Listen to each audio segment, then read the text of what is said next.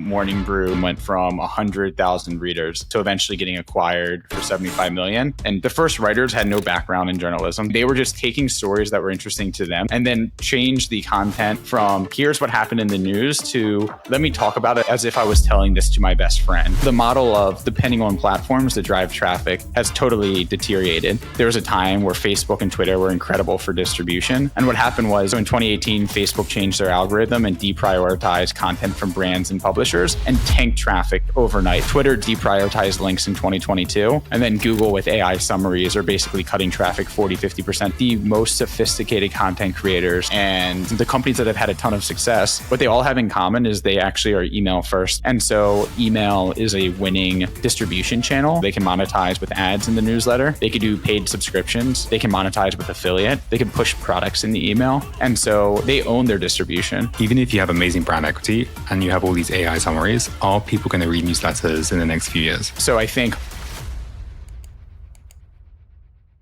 Tyler, we've been in touch on email for a few years now, so it's great to finally speak. And this is the first time we're seeing each other face to face. I know, it's great to meet you. Awesome to be here. So you guys have been on quite a ride in the last few years, but we'll have to go back to the super early stages and hear more about the founding story. Where did it all begin? And the founding story of Morning Brew as well. Yeah, so I can't take credit for founding Morning Brew, but I was the second employee. So kind of feel like I was a part of the founder journey, just joined a few years later than the two founders, Alex and Austin. But yeah, I mean, the founding story of Beehiiv really does start with Morning Brew. I was the second employee at Morning Brew. For those who don't know, Morning Brew is a daily email newsletter that covers business news. When I joined, it was a single newsletter, went out Monday through Friday. And I joined when we had about 100,000 readers. When I was there, I led product engineering and growth, incredible experience, got to build a website, got to build the newsletter. And in that journey of building Morning Brew from 100,000 subscribers to eventually getting acquired by Business Insider for 75 million, we kind of became this like gold standard of the email newsletter industry. And you've started to see a lot of these other media companies propping up that were email first. So The Skim, The Hustle, Axios, Politico. And because Morning Brew was such a great case study and success story, and I had built so much of like this internal tech, it was really one other companies, other media players, other creators wanted to emulate what Morning Brew created. And I kind of knew the secret sauce behind the scenes of what it took to build Morning Brew. And so that really was the impetus for Beehiiv, is trying to bring that experience and that type of functionality and platform to anyone who wants to tap into it for their newsletter.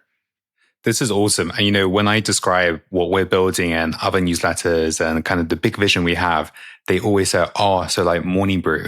And I remember Morning Brew, like I would get emails, I think at 8, 9 a.m. I think I was in Europe at the time. And it was so well done. It's like so well polished. But I imagine even writing these things, sending it to millions of people, are you scrambling at like 4, 5 a.m. in the morning? You're taking your backpacks everywhere. Because I guess you're being taken to quite some, you know, quite nice dinner parties and things like that as well. Yeah. Well, so the everyone expected, because we sent the email at 6 a.m. Eastern time. And so everyone thought that our team woke up at like 3 a.m. and like wrote the newsletter. Obviously, most people who write newsletters and release in the morning knows most of that work is done the night before. So we would typically set the newsletter at 9, 10, 11 p.m. the night before. And then our writers would always wake up early before the newsletter went out to make sure, like, the worst thing you could do for like a news source is something breaks overnight. And then when everyone gets your email in the morning, it's already out of date. So, and I've been waking up early as well. So me and the editor would always wake up and be awake for like either the gym or just like to check in on the news. And there were definitely a few mornings where we had to make some swaps of like last minute updates. But yeah, we would take our backpacks all through New York. It was actually pretty hilarious. Like the core Morning Brew squad, we'd always go to like the happy hours or events like during the week, like kind of like living in New York. It's like a 24, 25-year-old. And we would be invited to these nice like VIP dinners, network with a bunch of people. And we'd pull out our laptops in the middle of dinner just to like set the newsletter when it was done. So we could actually enjoy ourselves and not focus on like this outstanding task. But yeah, it was like very scrappy early day startup type stuff. Yeah. But I mean, you guys created such a cool brand in really only a few years, right? What do you think? What was the magic sauce behind it? I mean, you know, you grew from a couple 100,000, right, to a few million. What's the secret sauce?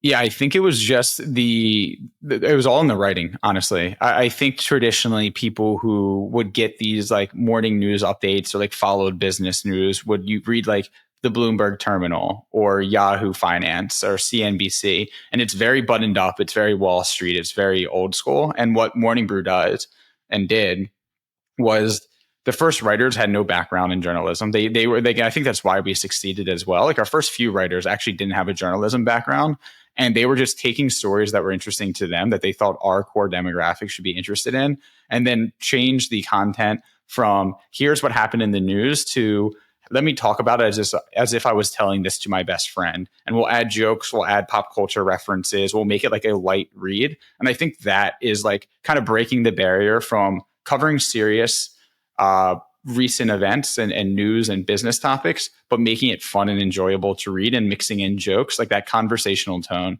I think was very novel at the time, at least at that scale.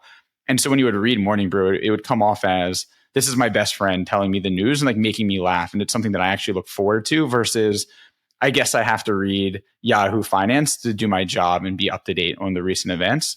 And so I think that's where we got a lot of fandom and like brand affinity in the early days.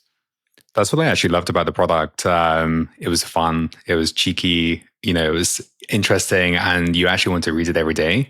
Versus the other kind of boring legacy media newsletters you kind of read. It's just like, oh, that's the same thing. But what I love about the morning, the kind of the whole story is it grew so quickly, but also you guys eventually got acquired. And I know you left right a couple months after kind of it got acquired. What happened there, and any regrets? No regrets at all. So again, like I joined as a second employee. There was 3 of us at the time, 4 of us, and there was just so much white space. We were building, like I got to build the newsletter. I got to build the website. We built the referral program. We built a content management system for the writers to use. We built the ad management platform for the sellers to be able to sell these ad deals to all of these different brands and monetize and et cetera. So there was a lot of like white space when I joined. 3.5 years later, like a lot of that white space had already been built and we were kind of like optimizing the website. And we were just at like a different inflection point. Like, again, I didn't know that we were about to get acquired. And so the writing on the wall was, again, maybe slightly out of arrogance, but I didn't want to be hired over. I kind of felt like I knew the industry, the space, the product, and the company better than anyone. And I didn't want to get hired over for like a more polished, like VP of product. And so part of it was like arrogance. And like, I wanted to be more in build mode. And so I got an opportunity to join YouTube and work on YouTube Music, which is almost like the complete opposite. And from like my career trajectory, it was I saw a small startup go from 3 people to 35 people and like less than $1 million in revenue to 25 million in revenue. Google and YouTube is like the total opposite. It's an absolute behemoth machine. And I kind of backed into doing product management. When I joined Morning Brew, I had no idea what product management was. And Google is kind of like the gold standard, or so I was told, of like product management. So from a career trajectory, it was like, okay, this was an amazing experience, got my feet wet, saw early startup. Now let me see like how the sausage is made at scale.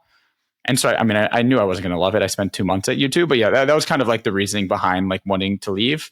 And like no regrets. I think it worked out for everyone. And yeah. And this is where the founding story of kind of Beehiiv started. Take us back to the early days. I mean, we see so many founders, an amazing idea, hustling, grinding like 24/7. And I think where you guys are super lucky, you had the kind of experience of building a huge newsletter, but also like just looking back, the infrastructure for creators back then was so bad. So why did you want to first of all, tackle this space? And what was the founding story of Beehiiv? Yeah, a lot of it, again, came out of the Morning Brew story. So the beautiful thing about email is anyone can read and reply to an email. And we actually, part of like nurturing and building this brand at Morning Brew was we would respond or we either, in the early days, it was me and like another writer who would read the email responses. Eventually, we had like a college intern basically going through the inbox. And it was great to get like insights and feedback from stories that people thought were too political or they didn't like, or like, hey, this section's a little dry, you should switch it up. So like we were constantly getting feedback from our readers to make the newsletter and product better. And one of those subsets of email replies that we would always receive was, how did you build the referral program? How are you growing so quickly? How did you create this email template? So they were kind of curious of like the inner workings of Morning Brew, because they were either trying to launch a newsletter, or they worked at a publisher or media company, or were like a hobbyist and just like admired Morning Brew. And so that got forwarded to me frequently. And eventually I couldn't like keep up and respond to all of these, but it was basically like a market signal of people wanted what we had, because there clearly wasn't something in the market that would allow you to as seamlessly accomplish what Morning Brew had accomplished. So like that was kind of the impetus and like where the seed was planted of like, oh, what we built here is actually special and something other people want. I actually pitched it to Austin and Alex at Morning Brew to build in-house. And I was unaware that they were already kind of like deep in acquisition talks, and like kind of a curveball to be like, hey, we're also launching a SaaS platform. So like, I don't blame them, but I tried to pitch that we should white label the tech. And so that was kind of like the initial ideas of, or at least the acknowledgement that what we had built was interesting to other people. And then when I left, I had a week in between my job at Morning Brew and my job at YouTube. I got sick with COVID. So I was like stuck in my room in Brooklyn, couldn't do anything, wasn't that sick, but like was like isolated, and I just like can't sit still. So I was like kind of thinking like, what could I be building or working on in this week off? And the idea of like, oh, what we actually had built was really special. We've always talked about maybe bringing it to more people. So I called my now co-founder, Ben, who was the first engineer I had ever hired at Morning Brew. And I was like, what do you think about building this, but for anyone to be able to plug in and use? And his initial reaction was like, kind of crazy thought, because it just took us 3.5 years to build this. And like, it's like a very daunting task and more complicated if it's for anyone, not just like our internal employees. But eventually, like after enough convincing, he's like, let's see if we can get Jake involved, who was like his best friend and his best, like smartest engineer that he knew. And that became kind of like the founding of like, we would meet weekly starting that fall. We built out a roadmap of like, this is what our MVP and V1 was. And we just balanced our full-time jobs. So them at Morning Brew and me at YouTube. And then nights and weekends, we would work on Beehiiv and just build this product. And then, 10 months later, so the summer of 21, we raised a seed round and then went full-time shortly after that. Wow, that's crazy. And it's just so hard to think. It's like, this isn't even the last 4 or 5 years, right? So it's almost like just happened so quickly. Yeah, super quickly. We started building the fall of 2020, nights and weekends, not our full-time job. We got fundraising in the summer of 21 and then went full-time like August, September of 2021. So it hasn't been 4 years. That's crazy. And so the initial actual product, what did you guys first focus on? And, something founders always want to try and win as quickly as possible is having those first, few hundred customers. How did you find them? Yeah, so twofold. One was at the time, like Twitter felt like it was like peak 2020, 2021. So everyone was like building stuff, launching things. It was like peak ZERP era. And I didn't have a big following at all, maybe 2,000-3,000 followers. But I basically using, again, like the fact that Morning Brew was such a great success story, like using that as a data point, as like, this is what we had built. And now we're building it for everyone. And so I posted some tweet that summer basically being like, this is what I've been up to. We're building a platform that allows you to do X, Y, Z, basically Morning Brew in a box. And it was at the time Substack had already launched maybe 3-4 years sooner. And you're starting to see more and more people adopt like email newsletters. From that tweet, I think we got 400 or 500 people to submit like a quick form that basically just said, name, email, the platform they're using now, size of their list. So that was like our initial like target list, and also like validation when we raised the seed round that there are people interested in this. And then when we raised our seed round, it was probably, we had social leverage was the main check, but we raised from about 15 to 20 angels. And a lot of those angels were strategically chosen because they already had an email. So Liquidity, the meme account, has his newsletter, ExecSum. Brian Morrissey has his newsletter. A lot of these other early investors already had a newsletter on a different platform. And the goal was after they are financially incentivized to move over to our platform after they invested, and they became some of our earliest users. That's awesome. So the initial actual product, it was just an email send, or were there some other products you had kind of added on? What was the initial product? Yeah, initial product was you log into what is now like a hilariously bad like CMS, but like we've obviously made it a lot better. V1 was not great, but you basically publish and you have your website blog where it would publish to the web. And then it would send out a basic email newsletter simultaneously. So it was web and email. There's very little customization over both web and email, but it kind of was like a foundation. Some nice metrics and analytics. And like one of the first features we built was the referral program, because that was kind of, and I think over time, referral programs and email have become less effective. But that was like the killer thing at Morning Brew. It drove over 1 million subscribers for us at Morning Brew. Everyone was aware that it was like a massive growth lever, but it was like hard to set up and build yourself, or you could use like off the shelf tech that was like pretty whack. And so the fact that we bundled that in, everyone's like, oh, Morning Brew is amazing. They grew with this referral program. I can sign up for Beehiiv and get that same referral program. So that was kind of the initial product. And obviously we've been shipping product every few weeks since then. I love your product building. We're going to dive into that. But that, just going back to what you said, you have 400 to 500 people who signed up just for one tweet. That's crazy. Yeah, maybe 300-400, but yeah, and granted, not all of them converted, right? That became, and this is before it's like the meme twit, whatever you call it, meme of like mid twit meme. I don't even know what the hell. But basically, something. It's basically one of those two ends of the spectrum, right? It's like and then the guy in the middle that like overcomplicates everything. And it's like, just like email them and ask them to sign up for the platform. And like, this is, I didn't stand up like some sort of automated clay automation and funnel to like get these people into the platform. Every day I'd wake up and I'd email everyone on that list being like, hey, you said that you were interested in this. We just launched. Do you want early access? I think we eventually got 150 of those 400 people to sign up for the platform. And so that was kind of our first few months. And funny enough, I like every now and then I'll get a response today from people who got that email back in 2021. So we're still converting off of that initial list. Damn, that's pretty cool. And actually 150 or 300 to 400, that's still pretty good. Yeah. And because we were also like grossly underpriced initially, we had like an all-inclusive plan for $99 where you could send as many emails as you want, as long as you were under 100,000 subscribers. So you could send, hundreds of thousands of emails per day, potentially. And you get the website builder and you get the referral program. It was such a good deal. And it caused some pain later and moving to a better pricing model. But I'd say, looking back, like I think a lot of our success was that like it really was a no-brainer. The product at the time was okay, not exceptional, but it was good enough. And with the price point and the value prop and the credibility from the Morning Brew story, it was enough to get people in and not have to think twice about pricing. So yeah, I think that's why a lot of people moved over in the early days. There's also a no-brainer, right? Okay, you have Substack, but if you look at the legacy platforms like MailChimp, Klaviyo, right, they're expensive. And as soon as you have what I think is over 2,500, 5,000 subscribers, like this is not just a few hundred dollars. It starts to get to thousands, right? So it's kind of a no-brainer.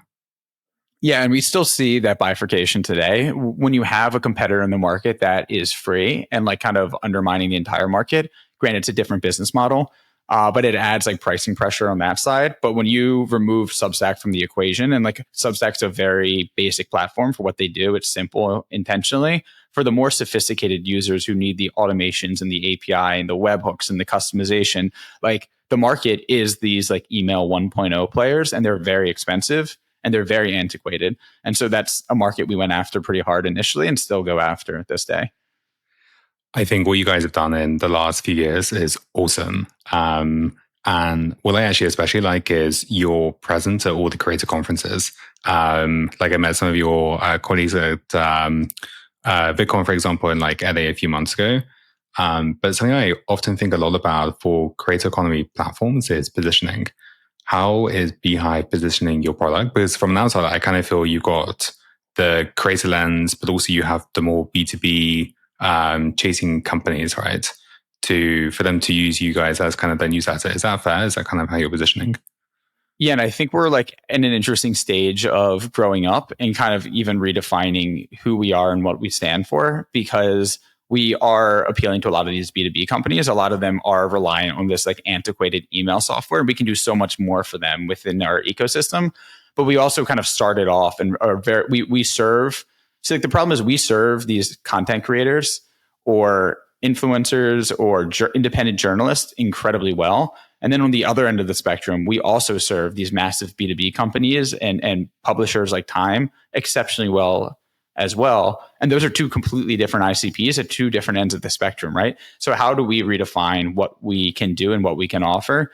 And we also, we acquired a website builder and released that about a month ago. It's extremely powerful. And I think we can compete with WordPress, Webflow, Squarespace, etc., which is a whole nother dimension to add on to like, who are we? What do we do? And like, how do we serve our users? So we're definitely growing up now and kind of redefining that exact question.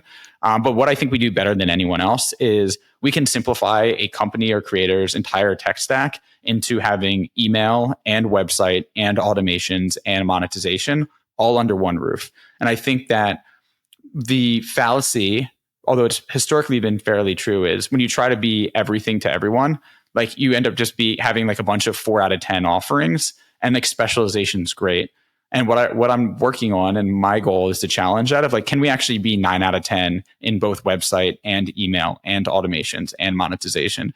And if we can actually make it so each one of those pieces is truly exceptional, I think we can kind of buck that trend and really be the operating system for anyone who has an audience. And so that's kind of the direction that we're moving in. I think the smart approach you guys have done is you've almost gone from the top down approach, right? So you've got the distribution first. You've got some amazing customers, which they hopefully love you and do. And now you can start offering all these products versus other competitors coming in. They start with the opposite ends, build these products, and then kind of work their way up. So I think that's really cool. I always say that to the team, right? I think that we're going to see a lot of consolidation in the creator space, but I think us starting with email first. And so we own the distribution. And I'd argue email is actually harder than most of these other offerings in the creator space, that I think we are better competitively placed than almost anyone in the industry. And we can just as easily go into website, link in bio, digital products, much easier than I think they can come into email and own distribution. So I feel really good about where we are in the market. I saw some of your demos for the website builder. This is Type Dream, right? It was a former YC company. You guys acquired them. Was it last year? Yeah, so summer of last year. Nice. The founders are super cool. They're going through YC now, building a cool company, and we've actually just backed them. So super excited to see where they go. Yeah. What's happening kind of just in the wider newsletter space? Like, especially I've seen in the last 6 to 12 months, so many people are now launching newsletters, especially from like the creator lens. Is this just, are we in kind of a hype cycle? Where do you think the newsletter space goes next for creators? Yeah, very topical. We were just chatting before this about my newsletter that I put out today. And so like it's very top of mind for what I wrote about today. But essentially, I think when you look at like the media landscape and just like information broadly, the trade for the past like several decades was if you publish content, Google will index it, they'll rank it, they'll drive traffic to your website, and they'll help you monetize with page views with like AdSense and everything. And then there was a time where Facebook and Twitter were incredible for distribution. So content creators would go and post frequently on Facebook and Twitter, hoping people would click through, land on their website, and monetize with ads. And what happened was all of those platforms where publishers and content creators built this dependency realized as much as they can give distribution, they can also take it away. So in 2018, Facebook changed their algorithm and deprioritized content from brands and publishers and tanked traffic like overnight, basically to brands like BuzzFeed and a bunch of those types of publishers. Twitter deprioritized links in 2022. And then Google with AI summaries are basically cutting traffic 40-50% to publishers. So the model of depending on platforms to drive traffic has totally deteriorated. And during that time, the companies that have had a ton of success, so it's Morning Brew, Axios, The Hustle, The Skim, Politico, Punchbowl News, what they all have in common is they actually are email first media companies. And so they own their distribution. They get people to sign up for their newsletter. They publish content. Their entire distribution receives it. And they can monetize them many different ways. So they can monetize with ads in the newsletter. They can drive traffic back to their website to monetize with ads there. They could do paid subscriptions. They can monetize with affiliate. They could have paid communities. They could push products in the email. And so I think you've seen that email is a winning distribution channel that also diversifies away from these big platforms and like the algorithmic feeds. And so as people open their eyes to that, platforms like us and Substack have been introduced to basically make the barriers to entry zero, where anyone can have an idea for a newsletter as they're listening to this podcast and launch it in 20 minutes on our platform and have a website, a newsletter, distribution, automations, like everything, and start monetizing tomorrow. So I think it's kind of like the confluence of those macro trends with the tech that's now available to bring down the barriers, and then the success stories that you're seeing from independent content creators that's kind of made this perfect storm.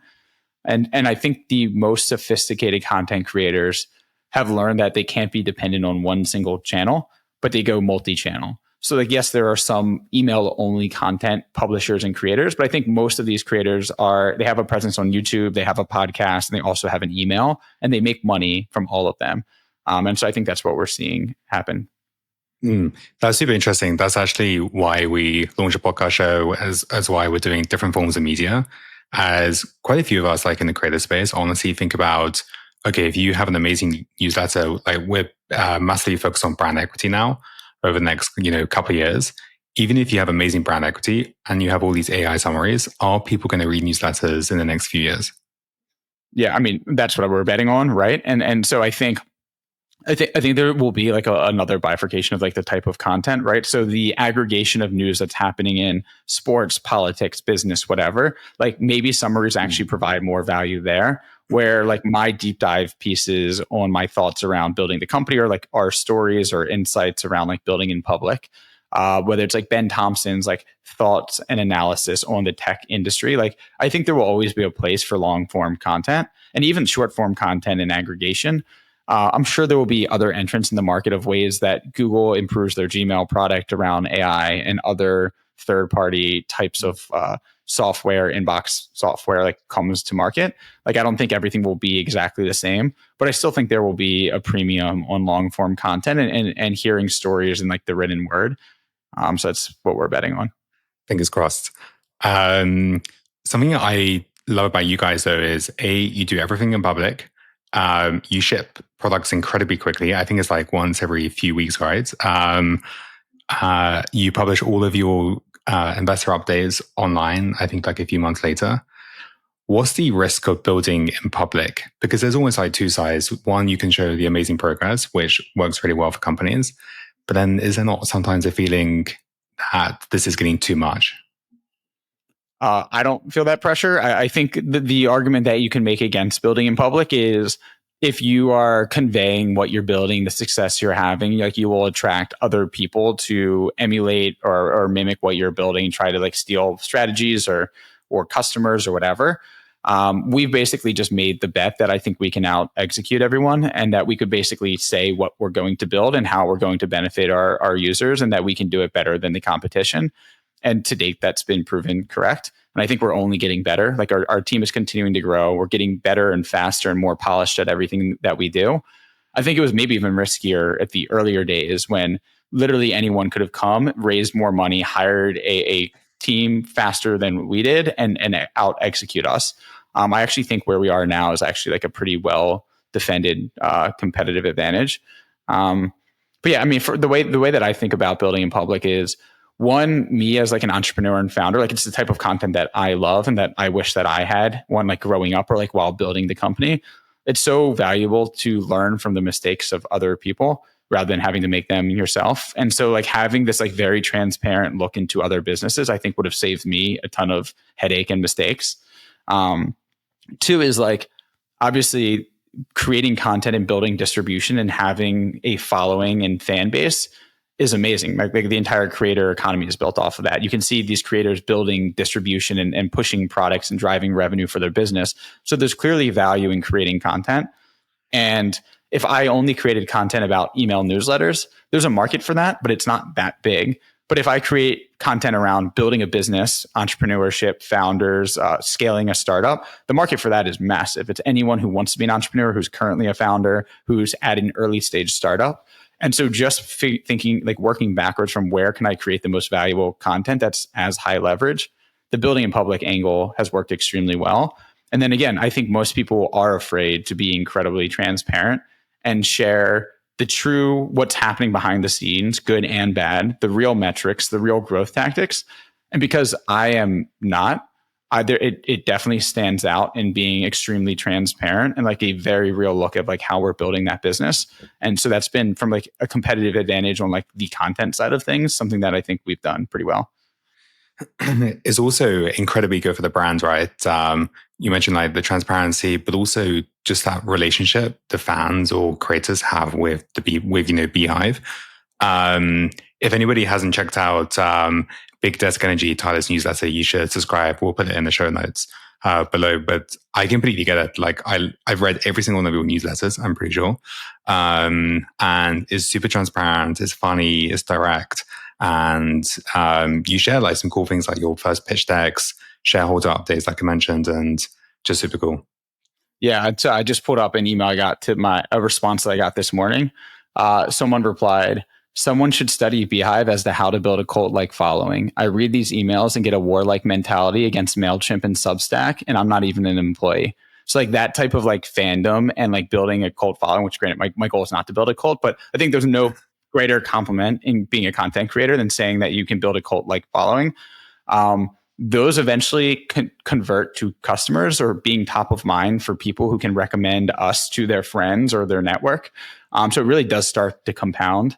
And the newsletter has been one of the highest leverage things that I've done for sure. That's crazy. What I also love is your spicy takes on the competition. Yeah. You're not afraid to speak up, shall we say? And I think part of that is, again, what is like a content competitive advantage? It's like doing the things that if everyone feels like in uniform that like this is how you play business, this is like you stay within the boundaries, you always like wear a suit and tie, you never talk about competition, you never speak like this in public.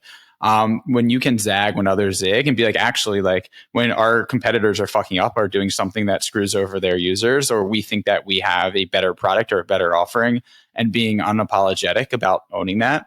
Again, I think it turns off maybe 1 in 10 people, and that's fine. You don't need to appeal to everyone. But I think if you stand for something and can differentiate your content and like the tone and voice that we go about doing things, I think that we've proven has worked really well for us. So I feel good about our strategy.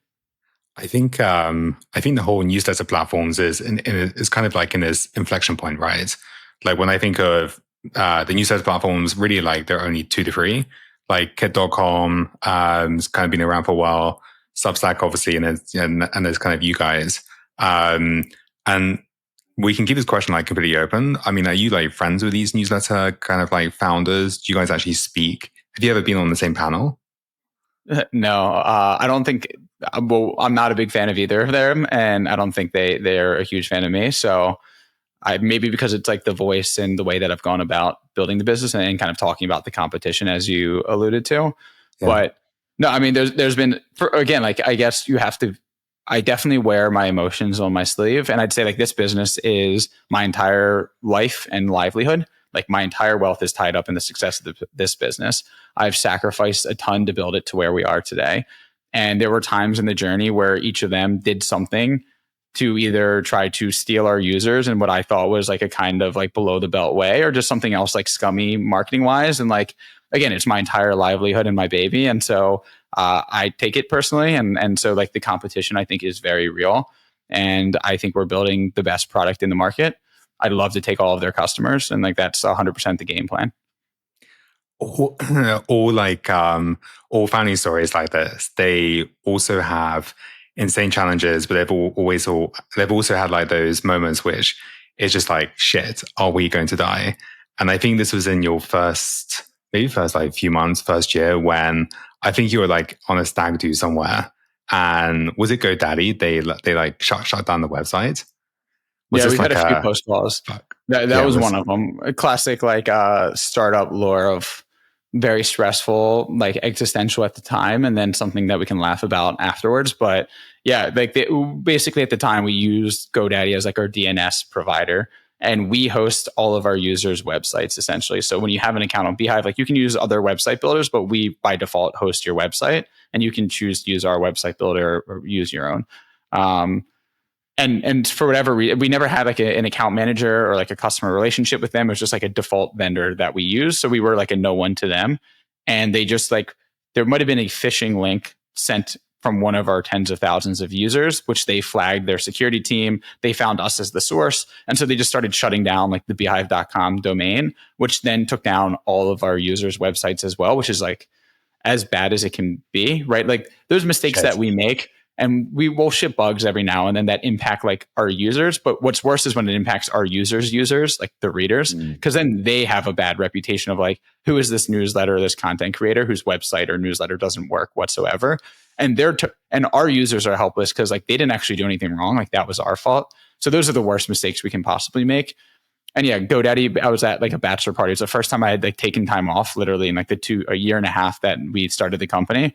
And we just start getting notices that like all of our websites are slowly getting taken down and we couldn't figure out why. And then when we did, GoDaddy doesn't really provide like hands-on support. We don't have an account manager. So we went through at like 11 p.m. on a Saturday through like their chatbot to get escalated to their team in India to get to a supervisor, and eventually resolved it at like 3 a.m. and then moved off of GoDaddy the next day. But yeah, that was a pretty existential moment, I'd say. How, every founder's going to have this like, holy shit kind of moment. Any lessons that kind of moment taught you? I kind of feel like, although it feels really bad in the moment, things always work out at some point, normally. Yeah, that's kind of like the mentality you kind of have to have. Like definitely some funny chats happening during that time. It was like existentially, like you kind of have to make light of the situation. But we also like didn't hold back. Like every stone that we could turn over, we did. So I sent out an email at like 11 p.m. on a Saturday to our entire investors list. One of the funnier emails I've ever sent in retrospect, but like a total code red. Like, does anyone know anyone at GoDaddy who knows like these few people? We looked up their like contact information of like the C-suite and all of the leadership at GoDaddy. I was like trying to make calls and like cold emails. We were like networking however which way we can to figure out how to get in contact with like an actual human that could like reverse this decision and fix us. And it eventually worked, but it was quite chaotic and yeah, it was pretty terrible. Yeah, I can imagine. I would have probably like tried emailed all the founders of like the company. This is of like GoDaddy. Try and put in like all the emails into iMessage to see if any of them actually like go through, FaceTime them. But it sounded like it got sorted pretty quickly. Yeah, well, not quickly, like the longest 6 hours of my life. But yeah, I would say the one takeaway, I mean, there's probably a few takeaways, but like the one lesson from that is, I guess, as a founder, understanding where your platform dependencies are. Like we're built on Stripe, right? Like if Stripe goes down, I think most of the internet goes down, but like that's a huge platform dependency for us today. Our DNS provider is another one, at our database provider, like kind of understanding where those platform dependencies are and ideally having a actual human relationship with like an email and a phone number for any of those. So in the event that something does go wrong, you can actually get in contact with someone whose job it is to help you. And like, I don't know, but prior to that, we're just building, we're trying to grow as quickly as possible. Like I'm not really thinking about like worst case scenarios for every vendor, but you kind of do at some point need to understand and have like a personal relationship. Yeah, this is where having a great team comes into play. And over the years, you guys have built, I think, a really cool team. Met some of them kind of over the years. I think you have over 100 people now, all remote. Yeah, we're about 100 exactly. Yeah. What do you think is the hardest part of being a CEO that nobody warned you about? Yeah, it's a great question. Well, one is like obviously everything's going to go wrong at some point, and just being like every day is totally unique, and understanding that like my job is almost like solving problems while also trying to carve out enough time to like paint a picture and like a roadmap of where we're going. And then also none of your days ever go how you expect. So when I wake up on a Tuesday, I already have my list of like, here's the 10 things that I want to get done. But the time that I'm on Slack and see that this broke, this customer's upset, something else happened, we have like a huge enterprise opportunity, but they want me to join the final call. Like my day gets flipped upside down pretty much every single day. And you initially fight it and you're kind of like, you get stressed out very easily. It's like, hey, I already had a full day of 10 things to do. And now it's 4 p.m. and I haven't done any of those 10 things. And that's like a very stressful and an anxiety inducing situation to live your life day after day. And even when you tell yourself like it's going to be like this all the time and just get used to it, it's still very hard to get used to that.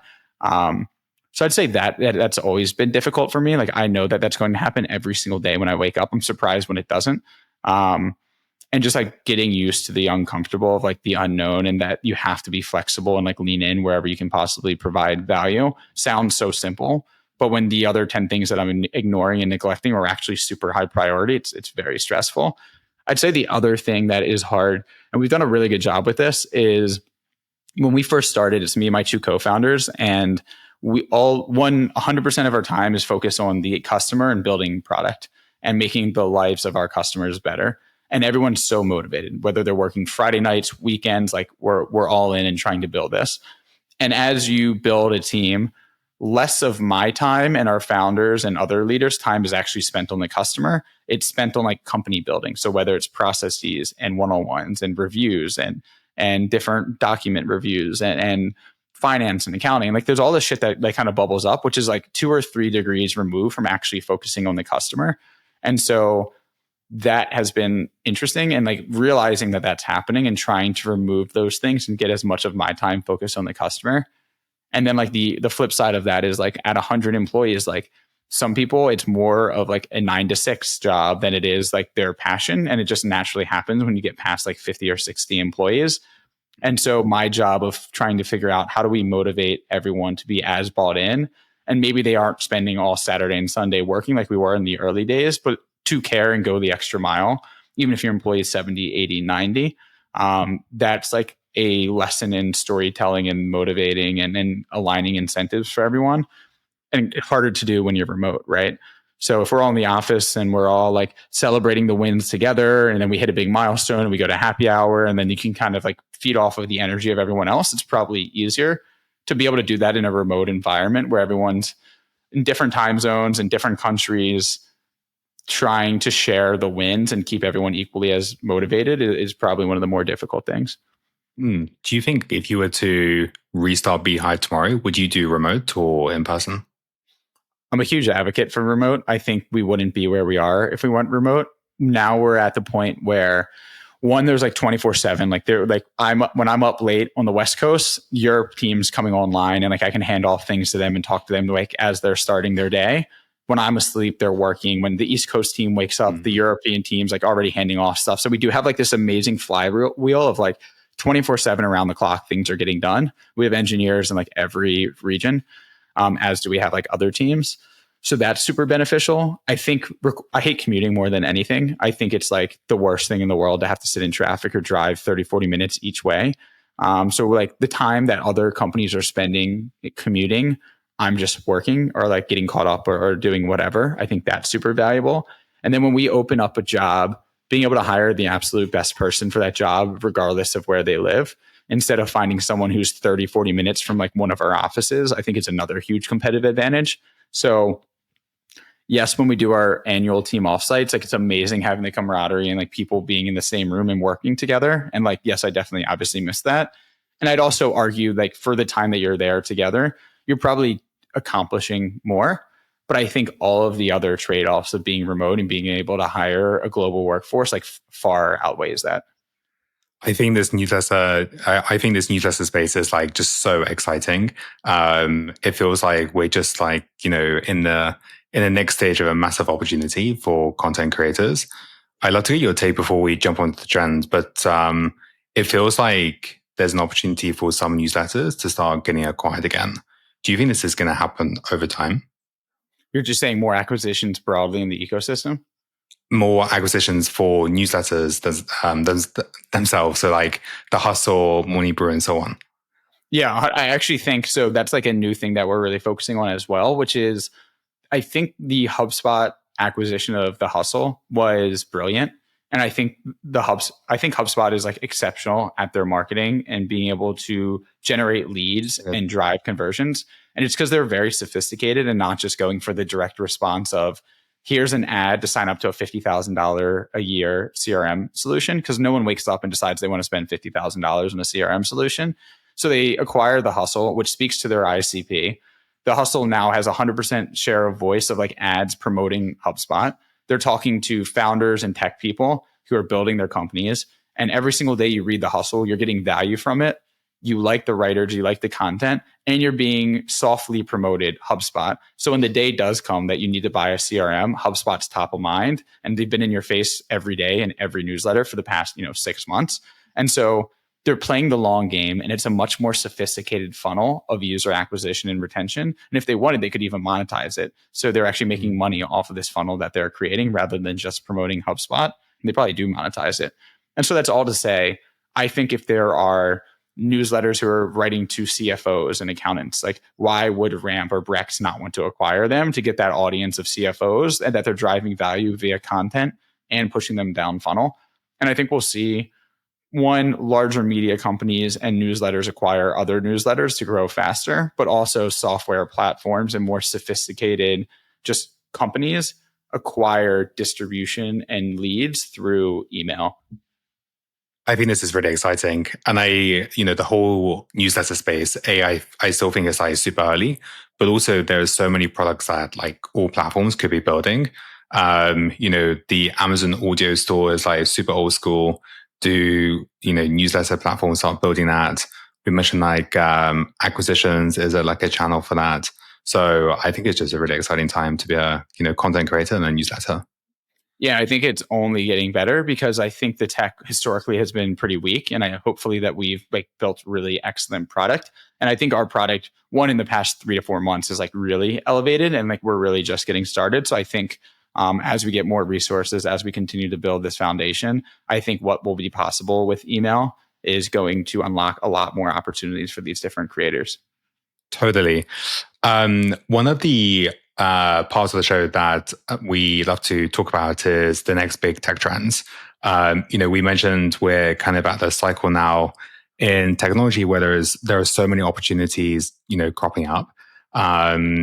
But I think one really exciting opportunity is around health and wellness. And I know you're deeply passionate about it. And honestly, you are actually the best prepared guest who's ever commented on the show, where you just sent me, I think, 10, 15 kind of trends around health, and excited to kind of dive into them. Yeah, let's do it. I was busy with ChatGPT last night doing my research, but yeah, I picked 2 things that I'm fairly passionate about and hopefully have some data points to share. Awesome. Health, it feels like there is so many companies cropping up in this space, across wellness, gut health, wearables. What are you most excited about this space, and what's got you kind of interested? What's piqued your interest in health? Yeah, I think, I've always been growing up playing sports and like very interested in health, eating healthy, etc. For me, it's like, I guess like biohacking is like the right term. And I know it's very popular in like Silicon Valley. And I don't think I consider myself like a full biohacker, but the startup founder experience has elevated my desire to make sure that I feel amazing all the time. Because right now I sit at my computer 14 hours a day, and like there's no worse feeling for me than like hitting that like 2 o'clock slump where I'm like tired and feel like a little lethargic, but I know that I have unlimited work to do. And it's like just like not benefiting me or the company or whatever. So it's become pretty apparent to me that if I want this company to be a multi-billion-dollar business, I need to like bring my A game, be energized, focused, and feel incredible as much as I can. So like I've definitely taken a plunge in terms of like health tech, monitoring like the different types of supplements that I'm taking, monitoring my sleep very closely, making sure I'm eating like healthy food, like making sure that I'm like peak energy level as much as possible. So I think that's like kind of what got me into the space. And obviously like feeling good, looking good, everything is like tangential and a part of that. But it really is kind of like through like the founder journey and like the lens that I've taken towards health and wellness.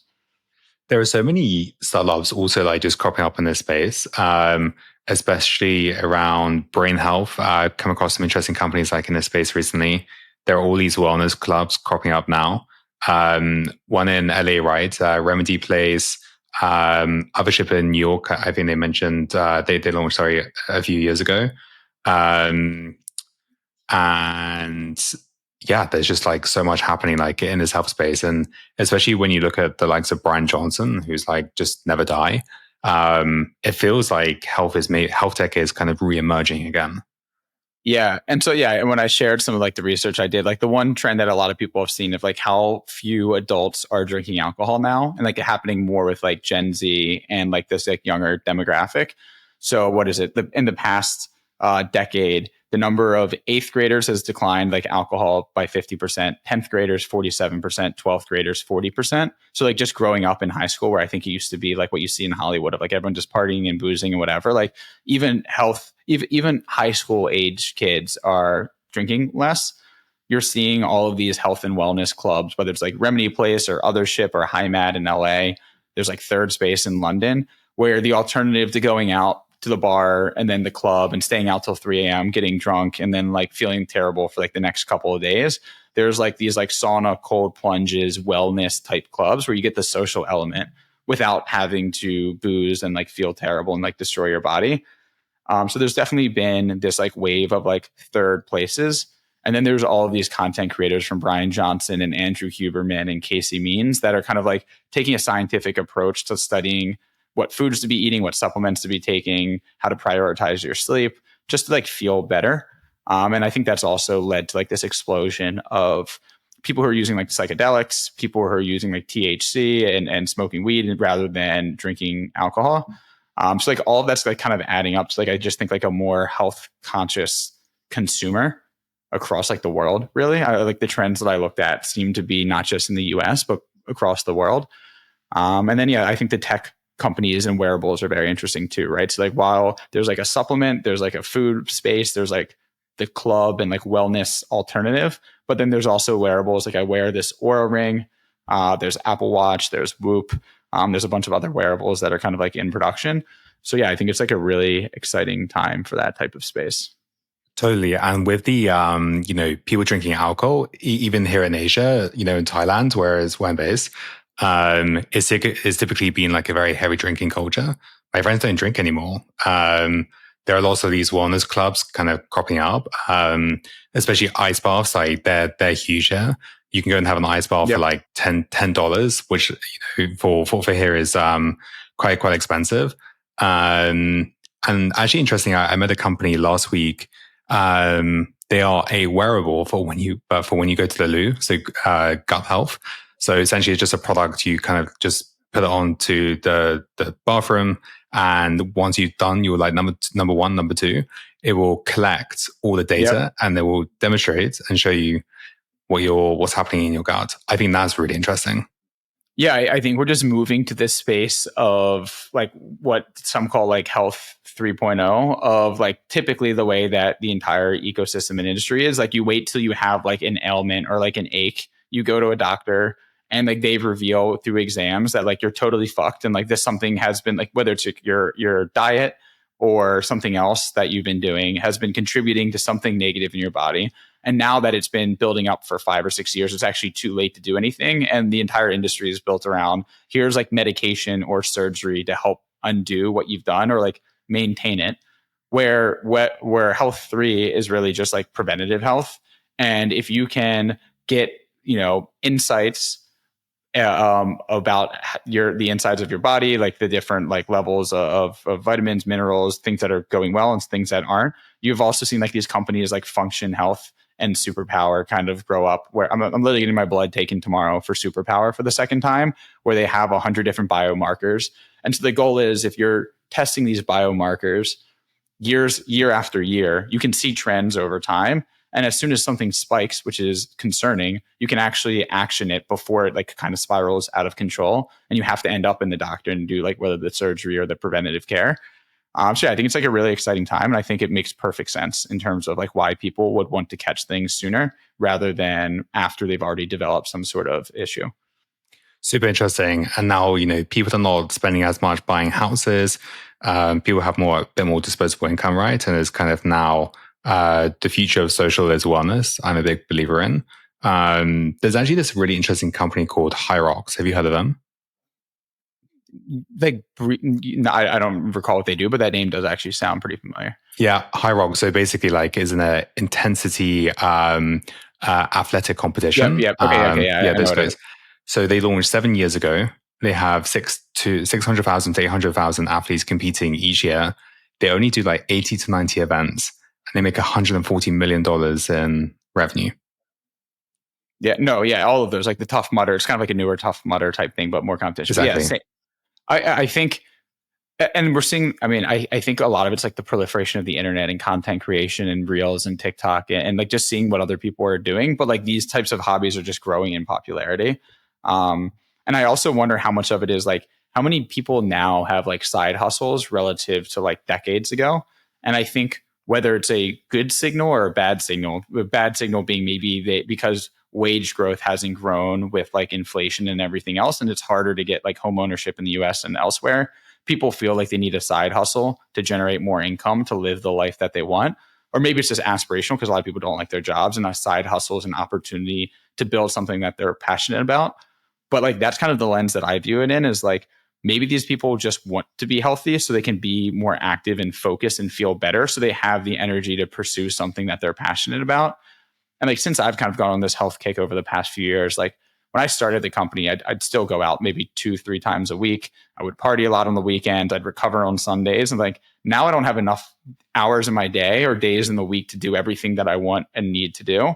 And so the thought of going out to like, I like my friends make fun of me all the time now. Like, well, after dinner, like if the night's not going to be like a 10 out of 10 night, I'm like going home, getting my 8 hours of sleep and like having an early morning the next morning. And yeah, I just wonder how much of like the health and wellness trend is like, one, there's more information that's available online around like what you should be doing, what's trendy, what's good for your gut health, what's good for your like your sleep and everything else. And then also just like, I don't know, now being hungover is just like the worst thing to me because I want to build and do so many ambitious things, and laying in bed and feeling terrible just like is the polar opposite of where I want to be. Yeah. And they really like, even when I have a few beers, like, I mean, it just messes with your mind, right? You've got to have a healthy mind to kind of, build what we're doing. So I think this whole space is going to change quite quickly. Yeah, I think that's where I feel it as much too. Like I think what was it? I went out for a little bit on Saturday night, and like Sunday is like when I had to write the newsletter. And like I know by like Thursday, Friday, I'm like in the zone. I'm mid work week. Like every waking moment I have, I'm thinking about growth strategies, acquisition, product. Like I'm like dialed in. And then when you take a little bit off, drink a bit, don't sleep as well, like the clarity of my thought decreases very noticeably. And then also just like my motivation, I'm like a little bit slower to make moves. And like, like you're only really competing against yourself at that point. I see the opportunity we have in front of us, and like, I'm just doing a disservice to me to not be able to be in the best mental and physical state to perform.